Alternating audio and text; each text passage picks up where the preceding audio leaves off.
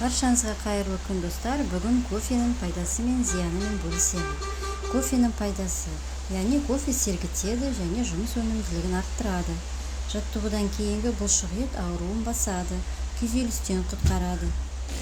Бауыр, асқазан ауруларының алдын алады. Диабет, Альцгеймер мен Паркинсон ауруларынан құтқарады.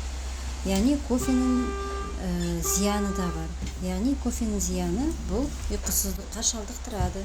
Кофе дәріге әсер етеді, ана болу мүмкіндігін азайтады.